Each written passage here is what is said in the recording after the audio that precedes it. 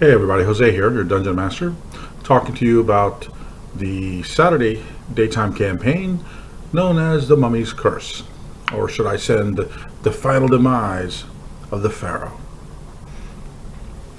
I was actually surprised that I had a more than a full house, 10, I want to see, 1, 2, 3, 4, 5, 6, 7, 8 players, 9 players, 10 characters total. Our cleric came back, as well as 2 new clerics, a new paladin, a bunch of fighters and the like. And what do you know? My attempt to battle them down again, like I did 2 weeks ago with 2 mummy lords, did not go well. Because not only did the skeletons in the front had to face 1 cleric, but 3 clerics. Turns out 1 cleric was all it took, as Joe David's character Dimble went to the center of the room, cast a spell for turn undead. I needed at least a 17 to save. I rolled a 6 total with modifier for the skeletons, so they all turned and burned except for a single CR2 skeletal dog that I put into the mix, I created and put into the mix, who quickly tucked its tail and ran, giving away the direction in which they would find the Pharaoh. I gave them 2 possible avenues to go through. They did well for the most part. But once they finally got into the room with the 2 mummies, it was absolutely a slaughter. And for the mummies, neither really got an opportunity. I think the first one didn't even get a chance to react before it was slaughtered. And then the Pharaoh only had 2 or 3 attacks at all, missed on most of them, did very little damage to the party before it was taken down. And you have to understand something. The first Pharaoh had 99 hit points, the first mummy.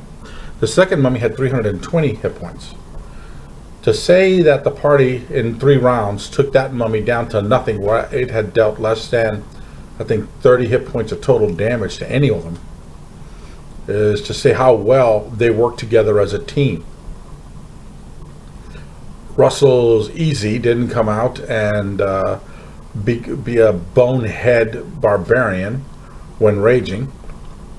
It was fun that he played it that way. It's a shame that Chandra wasn't there, because her character Mist would have had a fun time in that particular dungeon, being as the lone rogue character left in the party.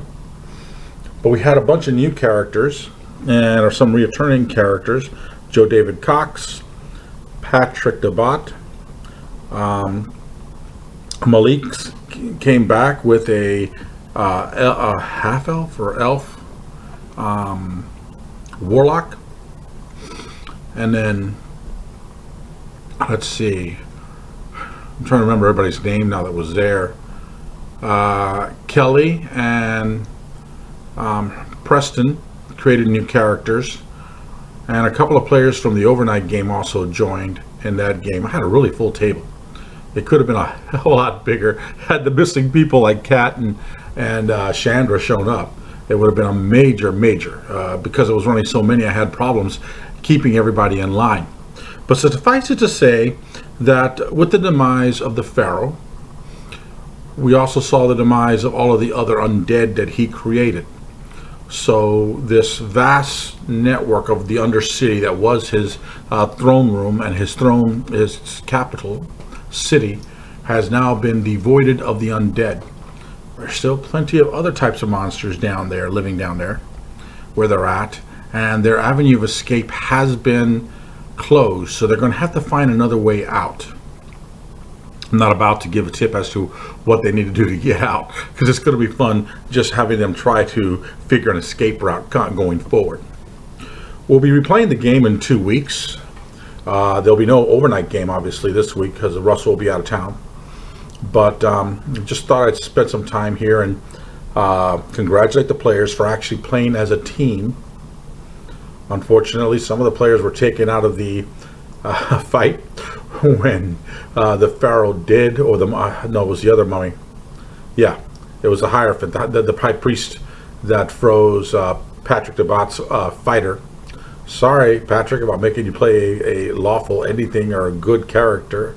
I really know you want to play your Cobalt rogue. Perhaps I might let you do so in the near future. You'll just have to get the Volo's Guide to Monsters, because there is definitely a build in here that'll allow you to create your little kobold character that you like so much to play. For the rest of you guys, congratulations again on working together. For those of you that didn't make it and are watching this video, you missed an absolutely hysterical slaughter of everything that I threw at them, including ghouls that did not work. Russell has the greatest luck when I'm trying to take out his barbarian character that I've never seen before. He had to make Constitution saving throw after Constitution saving throw after Constitution saving throw, and he was clearly beating what he needed by 20 points almost every single time. It was amazing the rolls he was getting. And since he was sitting next to me, I witnessed the rolls, so there's no way he could have been fudging the dice roll. Again, it was fun. We'll see what happens coming up in the near future. Hopefully everyone shows up, because that was a good mix of people there that night. And so for Jose and the Mummy's Curse, thank you for the first part of my campaign. It is now over. We now go into the interlude, which is called Getting Out of the Desert, which is going to be fun. And then part 2 of the interlude, the bar, the Dwarven Bar, at a little tiny shaky town on the coast, with already a clue of what their next target should be in order to remove the curse, the total curse. Not all the undead are done. There are still many out there, including in the desert. You have been served with warning. That's all I have for you. This is Jose again, your Dungeon Master. If you like this video, click like, subscribe if you care, and by the way, share it if you like it as well. Have a good one. See you then.